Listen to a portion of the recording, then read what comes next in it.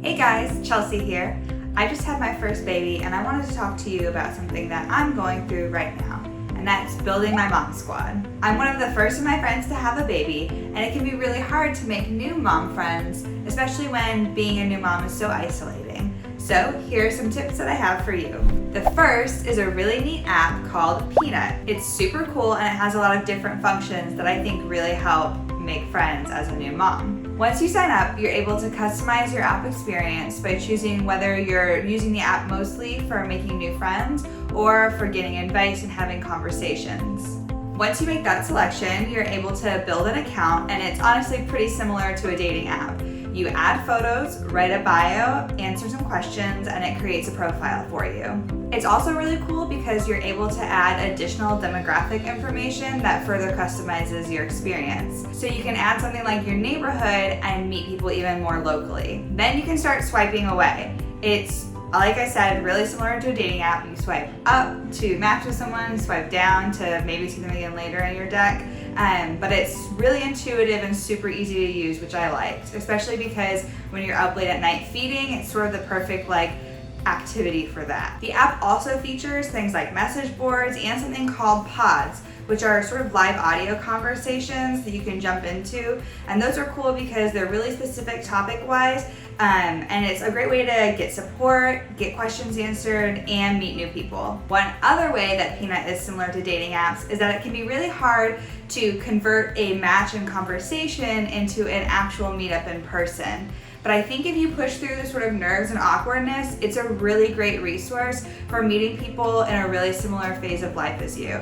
I like that you can also see when you match with someone how old their baby or babies are. It just makes it easier to kind of hone in on if the person is dealing with the same stuff you are right now, and it makes it an even more natural connection, which I think alleviates some of that awkwardness. Another way that I've grown my group of friends is through my online pregnancy support group. Early in my pregnancy, I joined a group of women who all were having babies in the same month as me. And this was really great during my journey through pregnancy because we were all going through stuff at relatively the same time. And it's even cooler now that we've all had our babies and we can vent to each other, hear each other's frustrations, get questions answered.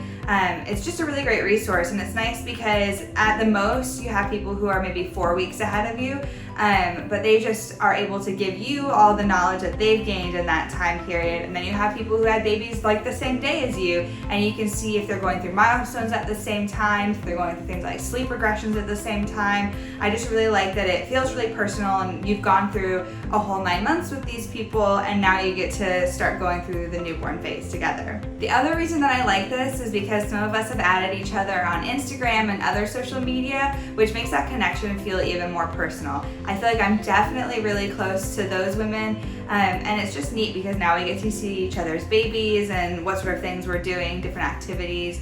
It's just really nice. The other positive of something like this is that we're spread out into all different time zones. So if you're awake and have a question at 3 a.m., there's probably someone else who's awake who can answer it. I really like this because there are people in different countries, so it feels really global but intimate at the same time. For a more local approach, I recommend looking for a local parenting group on Facebook.